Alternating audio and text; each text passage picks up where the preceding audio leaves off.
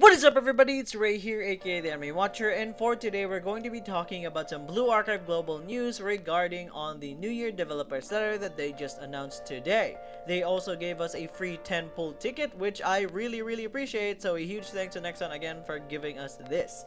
And not to mention, they also just gave us 1,000 pyroxenes with the redemption code a few days ago, I believe, with the promise at Sunset one. So I am pretty much happy with those. I would really appreciate more, considering with the news that they have given us with their upcoming plans for 2025.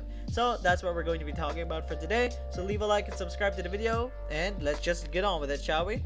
Alright, so for 2025, they greeted us. It is an auspicious day to greet and welcome you to 2025, Sensei. The year of 2024 was truly a breathtaking year for Blue Archive, I agree. The 2.5 year anniversary festival, as well as the sound archive of our 3-year anniversary, had some truly inspiring performances and events.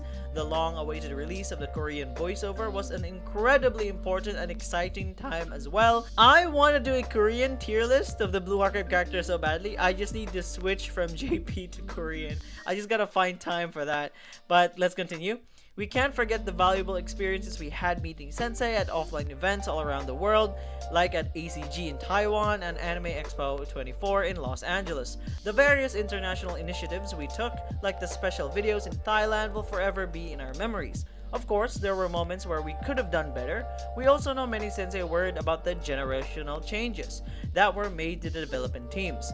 Through trial and error, we've learned important lessons this year and fully intend to show all our Sensei an even better Blue Archive this year. Now, this entire letter is really sweet. I really find it pretty cute. It's basically the devs telling us that, it's basically them thanking us for, spending time with Blue Archive. The community, it's them thanking the community, it's them thanking all of the senseis around the world. Like, everything is just them thanking us. And this is where the news starts. One of our biggest goals is to reduce the gaps between scheduled server rotations. There is currently a 6-month gap between servers, but many sensei have expressed that this feels too long.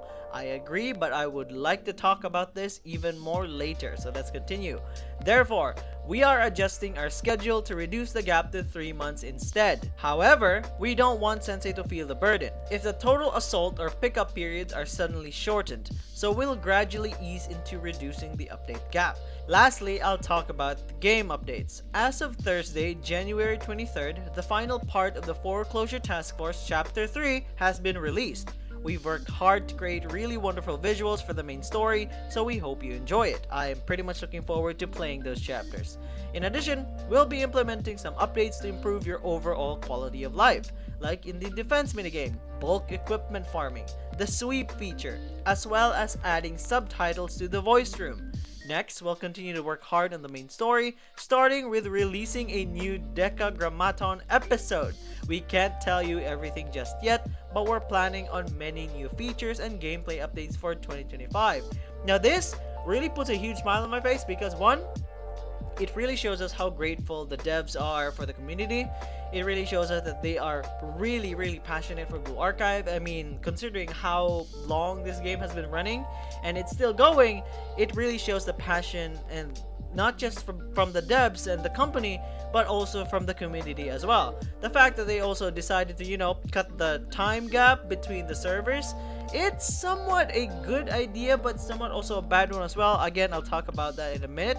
But I really like this whole letter. It's really sweet, it's really kind, and at the same time it gives us, a little bit of a glimpse of what 2025 of Blue Archive will look like. So, okay, please enjoy the Lunar New Year with a small gift I prepared to brighten up your holiday. Every single member of the development team, including producer-director An Gyeong-seop, I hope, I'm sorry if I butchered your name, me and the operations and business teams will continue working our hardest to prepare engaging updates and events. I wish you a very happy new year with Blue Archive, and there we go, we got the 10-pull ticket. So, now that everything's out of the way, I would like to talk about their decision to cut the 6-month gap. So my thoughts on this, right? It's a fine idea. There's no more waiting. We get to cut it in half, 3 months. That's pretty good. But I am so scared on how half of the community would react to this.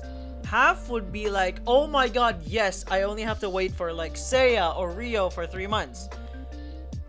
But you also have to consider, other than those characters, the hype ones, there are also other senseis around the world who don't really want to pull on those banners because they are probably using their pyroxenes on another banner.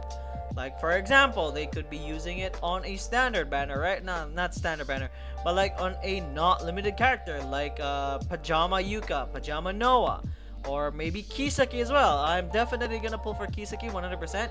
But my point is, if they cut the gap, that means some senseis have to actually carefully, even more carefully, plan out how they pull their pyroxenes. Now, me personally, I would say, if you like the character and you don't really mind the meta ones, you pull for him.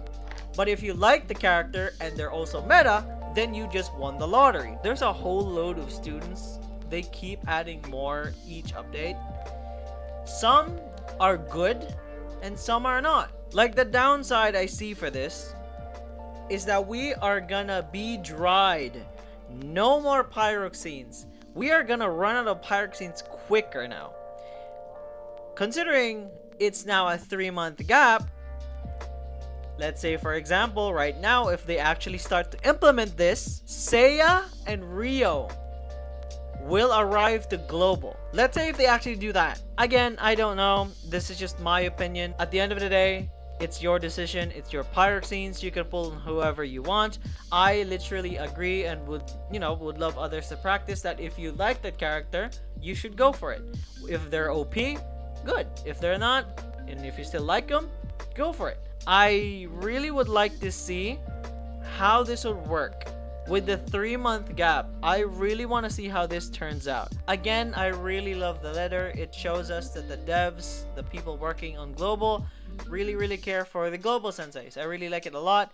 And the fact that they're adding more quality of life changes to the game, I really appreciate those. They're thinking about the game's future. That's pretty good. I am just curious about how the 3-month gap between the JP server and global would work. It is interesting. Basically, it's just the same thing, but instead of 6 months, we now have to wait for 3 months. I am just curious how this will end up going. So again, I really enjoy this a lot. To be honest, they just gave us like 2 10 pulls a couple of days ago as well, with the 1,000 pyroxenes, and then today with the 10 pull ticket. So I'm pretty much happy with that.